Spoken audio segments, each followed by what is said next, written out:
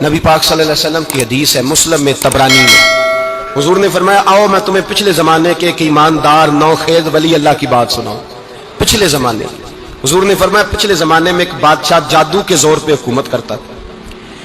جب وہ ایک جادوگر اس نے رکھا ہوا تھا تو جادوگر اس کو جادو بتاتا، وہ جادو کے زور پر حکومت کرتا۔ جادوگر بوڑھا ہو گیا تو کہنے لگا بادشاہ کو نوجوان میرے پاس بھیج دے، اب میں بوڑھا ہو گیا ہوں، میرا پتہ کوئی نہیں کب مر جاؤں۔ ایک نوجوان کی ڈیوٹی لگائی، بڑا زیرک سمجھدار، اپنے رعایا میں سے چن کے جو ذہین فطرت مزاج بچہ تھا وہ اس نے لگایا۔ اللہ کے محبوب علیہ الصلوۃ والسلام فرماتے ہیں بچہ جادو سیکھنے لگا، وقت گزرنے لگا۔ بچہ جب جادو سیکھنے جاتا تو رستے میں ایک راہب بھی تھا جو انجیل جانتا تھا، وہ اللہ اللہ سکھاتا، لوگوں کو حضرت عیسیٰ علیہ السلام کی تعلیمات سے آگاہ کرتا۔ اس نے دیکھا کہ یہاں بھی لوگ اکٹھے ہیں تو وہ بچہ اس راہب کے پاس بھی اٹھنے بیٹھنے لگا۔ اب جب اس کے ساتھ اس کی گفتگو بڑھنے لگی تو اس کو باتوں میں لذت آنے لگی۔ اس نے راہب نے پوچھا کہ تو کون ہے اور کس طرح سے آیا ہے، کیا تیرا معاملہ ہے؟ اس نے کہا جی میں جادو سیکھنے جاتا ہوں، آپ کی باتیں مجھے بڑی اچھی لگتی ہیں۔ اس نے کہا دین سیکھ، جادو سیکھنے والے کافر ہو جاتے ہیں، قرآن و حدیث سیکھنے والوں کو اللہ کامل ایمان عطا فرماتا ہے۔ فرمایا یہ سیکھ۔ بچہ بیٹھنے لگا، اس کے پاس آنے لگا، باتیں دل میں گھر کرنے لگی۔ ایک وقت آیا کہ مسلمان ہو گیا، اور مسلمان کیسے ہوا؟ بچہ کہتا میں تجربہ کر کے ہوا، اب میں تھوڑا سا وقت جادوگر کے پاس بھی جاتا اور باقی سارا وقت وہاں بیٹھتا۔ میں ایک دن جا رہا تھا تو رستے میں اژدہا تھا، بہت بڑا سانپ تھا، رستہ روک کے کھڑا تھا۔ یہ حضور نے بیان کی حدیث۔ نبی پاک صلی اللہ علیہ وسلم فرماتے ہیں بچہ کہتا ہے کہ رستے کے اندر سانپ ہے، رستے بند ہے، لوگ چھتوں درختوں پہ چڑھے، ہراش ہے۔ کہتے چھوٹا سا روڑا میں نے اٹھایا تو میں نے کہا اللہ اگر جادوگر سچا ہے تو اسے مار دے۔ چھوٹا سا روڑا میں نے پھینکا، اژدہا کوئی نہ مرا۔ پھر چھوٹا روڑا اٹھایا، میں نے کہا اللہ اگر وہ عالم سچا ہے تو اسے مار دے۔ اب جب میں نے روڑا مارا تو اژدہا مر گیا۔ میرے اندر سے گواہی آئی نہیں دین کی باتیں سچی ہیں، نہیں قرآن کی باتیں اسلام سمجھانے کے لیے عرض کر رہا ہوں، اگرچہ اس دور میں انجیل تھی، اللہ رسول کی باتیں اچھی ہیں۔ کہتے میں مسلمان ہو گیا، اب میں نے راہب کے پاس ہی رہنا شروع کر دیا، جادوگر کے پاس چھوڑ دیا اس بچے نے آنا۔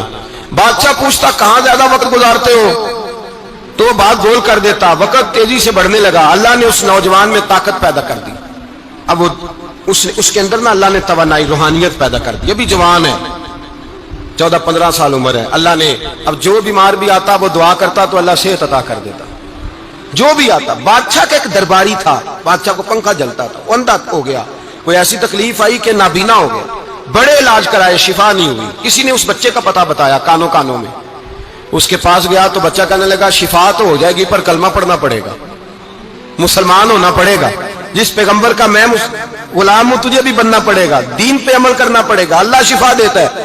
اس نے کہا تو مجھے کلمہ پڑھا، مجھے شفا دے، میں تیار ہوں۔ اس نے کہا شفا تو اللہ ہی دیتا ہے۔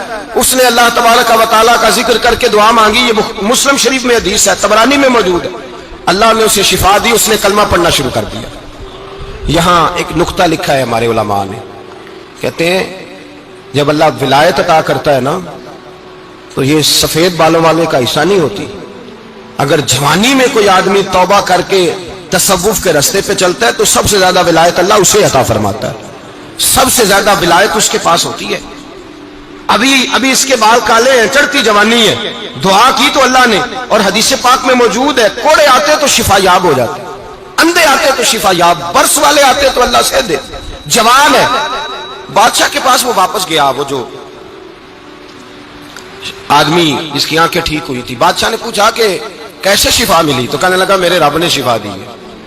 بادشاہ سجدے کراتا تھا، اپنے آپ کو منواتا تھا معاذ اللہ، کہنے لگا میرے علاوہ کون رب ہے؟ اس نے کہا وہی رب ہے جس نے تجھے پیدا کیا ہے، اور وہی رب ہے جس نے مجھے اندھے کو آنکھیں دی ہیں، وہی ہے میرا مالک۔ کہا اچھا تو مجھے نہیں مانتا؟ کہا نہیں میں اپنے رب کو مانتا ہوں۔ بادشاہ نے اسے سزا دی، ستایا، اس نے بچے کا پتہ بتایا، پھر بچے کو بلا کے ستایا تو اس راہب کا پتہ بتایا، راہب بھی قتل ہو گیا، نابینا بھی قتل ہو گیا۔ بادشاہ نے کہا سپاہیوں سے اس بچے کو لے جاؤ اور پہاڑ کی چوٹی پہ جا کے نیچے پھینکو تاکہ مر جائے۔ بچہ پہاڑ کی چوٹی پہ گیا تو ہاتھ اٹھا کے کہنے لگا یا اللہ میرے لیے نہیں اپنے لیے، میرے لیے نہیں اپنے لیے انہیں اپنی قدرت کے جلوے دکھا، میرے لیے نہیں۔ اللہ کے بندے اپنی جان بچانے کی دعائیں نہیں مانگتے، اپنے لیے انہیں اپنی قدرت کے جلوے دکھا، یہ دعا مانگی۔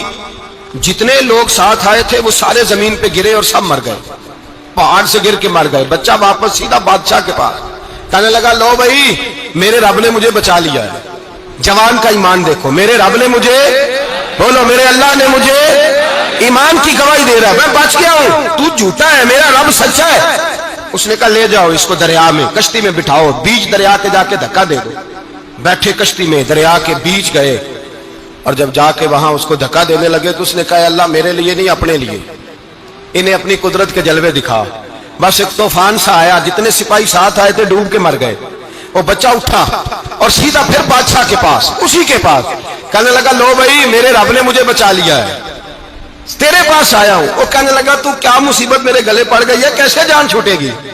तो बच्चा कहने लगा अगर तू मुझे बांधे दरख्त के साथ और सारे मुल्क को बुलाए, लोगों को इकट्ठा करे, फिर तू मुझे तीर मारना, मैं तुझे बताऊंगा कैसे मारना है, मैं मर जाऊंगा। अल्लाह का बंदा नौजवान, ईमान देखो, मरने के तरीके बता रहा है, मैं तुझे बताऊंगा मैं कैसे मरूंगा। ये बात कही, बादशाह ने सारा मजमा जमा किया, मुल्क सारा बाहर आ गया, दरख्त के साथ बांध दिया। कहने लगा भाई लोगों ये मुझे मारना चाहता था, मार नहीं सका, अब मैं इसे बताने लगा हूं कि मैं कैसे मरूंगा।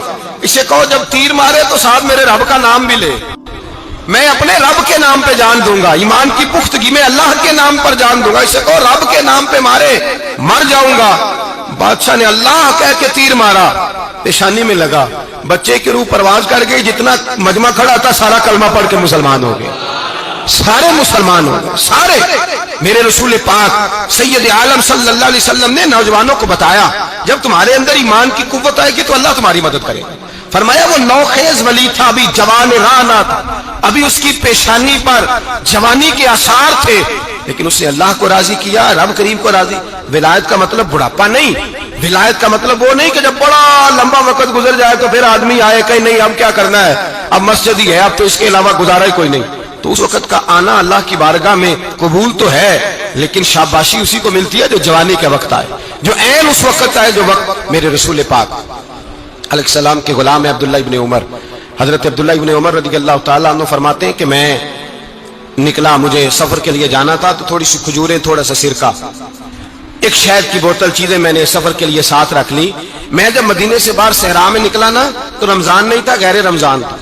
मैंने एक नौजवान को देखा बकरियां चरा रहा, बकरियां चरा रहा है जवान। आप फरमाते हैं उसका चेहरा बड़ा नूरानियत वाला, गर्द पड़ी हुई पर बड़ा हसीन। फरमाते हैं मैंने उसको कहा कि आ जाओ खाना खा लो, रोजे भी नहीं थे। कहने लगा नहीं मैंने रोजा रखा हुआ है।